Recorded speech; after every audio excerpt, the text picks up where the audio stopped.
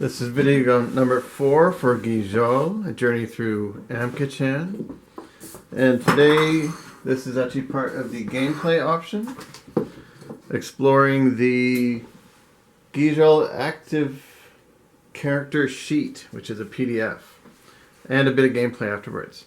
And I'm going to try and be concise and to the point in this draft. There have been a few that you haven't seen.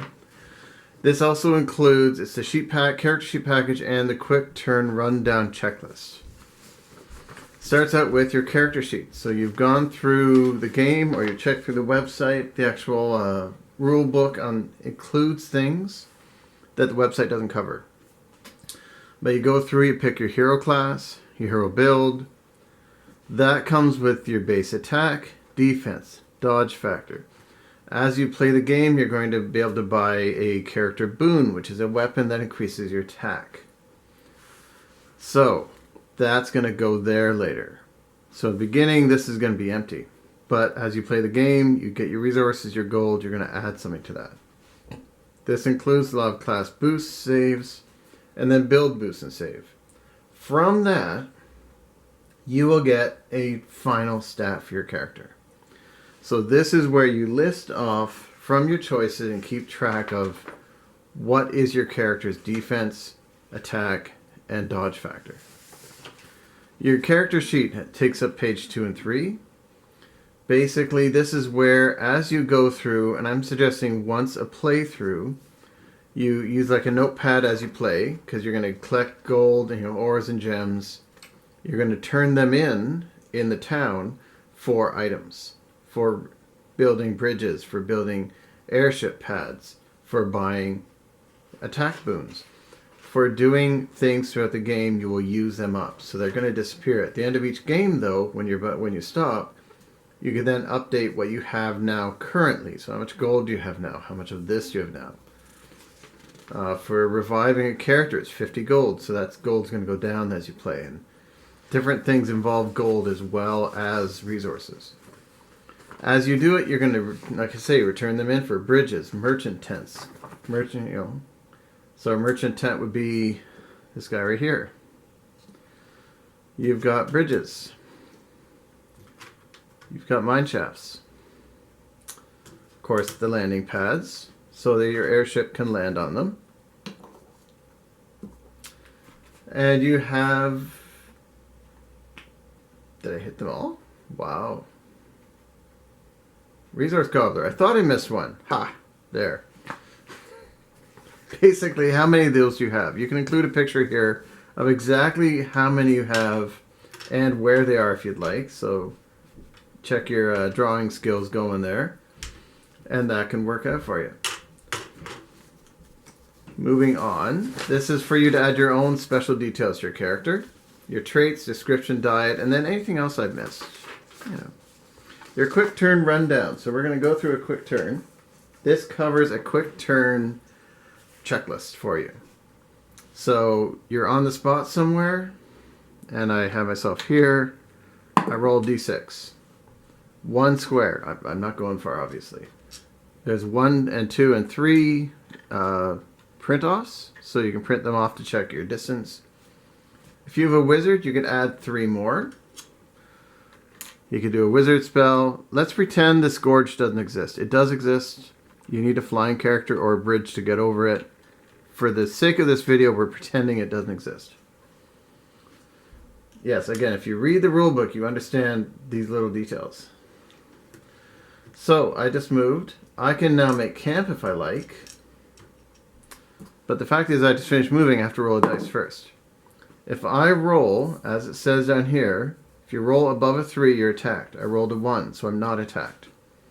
Pretending that we're going to do this right now. So I make camp instead. So my little tent comes up. I can make use of my healer. I can make use of, basically they can heal you. I can make use of my MGO character. They can gather resources for me. I could make use of, this is a good time to access, if you're camping at a mine resources. If you've got a gobbler, resource gobbler, access that, collect your resources. You basically have this chance to do that and then you're good. You're all healed up. You carry on. Say, however, I didn't hit that one. I hit a 4. So, I'm in a fight. So, if I'm in a fight, roll the D1. So, this is the monster die, 1-to-1 scale model. This is the monster die 50%. This one works for this part because you can't see the numbers well on the 50%. 75, maybe, not 50.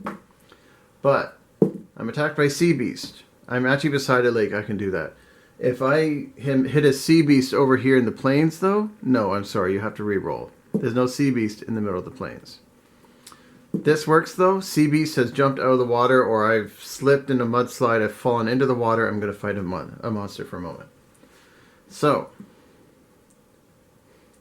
and there's a situation here if it's a Ghyjol or not. In a fight, I pick the opponent. So I have to see how many I'm fighting. How did I skip that part? You can either roll this. So this will give you up to 6 monsters you're fighting. And you take your chances. Or you can roll this one again. Basically, you're a good skilled hunter. You know how to fight. You could let snares around your camp. You could set up, you could track your monster. You can control a lot of what happens in the wild because you're a master. You're not a novice who's first time stepping out of town. So let's accept that there aren't going to be 20 attacking you without you knowing it. You're going to see it coming. But there are random attacks. So this monster die is a d20 from all the numbers. Whatever I land up, the top numbers, I get to choose. So if I've been really good at my job and say I really don't want to fight too many, I could choose the 2. So I could choose the 5. Any of these numbers. If I had rolled here, I could choose 1, 4, 7, 3. However many you land on, it's still random, but you still control it. You're a master. I gotta respect that. You now know how many monsters you're fighting. Now pick who's fighting who. If there's 3 people in the party, 3 monsters, each of you are attacking a monster. So, pick the opponent. I just picked them. They make a dodge factor roll. Every monster and character has a dodge factor roll. That means if I roll the die and I hit the right number, your attack missed me. The monster can do the same thing, though. So you attacked him wonderfully, but he actually dodged it. Eventually, it goes back and forth, one after the other, until someone has knocked the other person out. If your attack is 20 and you're hitting 10, you kill the monster. But then again, if your defense gets hit, you could also go down. You can be revived in town for 50 gold. Basically, go back and forth, see who wins. If you come out on top, get the resources from them. And then you carry on. Your wizard can do a barrier to protect you. That's one of his magic spells, but then he or she, they cannot actually fight that turn. They're doing a barrier instead. So you got to use strategy in that sense, right? And then after the fight, you can then camp if you want to heal up. It's up to you. General note here, you're going to want a healer in your group more than likely. You're going to want a wizard in your group. And at the beginning, you will want an MGO character. The thing with the MGO character is once you have the resource gobblers in place and the mines, you don't really need them all the time. But they will build things for you. So you'll need to go back to town, get them, come out. You make the purchase in town of a bridge. You bring them out. They build the bridge for you. Then you can take them right back to town, hide them in the tavern, and fill up on someone else. You could restock your team and change who's on your team many times during a game. You could decide, you know what, we're fine, we don't need the healer, head out with 6 wizards. You could have 2 spear masters, you could have a sword master, you could have a lot of different setups you choose. You will more than likely want a healer and a wizard though. And like I say, you'll need the MGO at the beginning and at different points during the game when you're building things. And this is video number 4. By all means, check out. Run Through RPG will have the whole rulebook for download, purchase and download. The website will have most, but not all, the information on the game.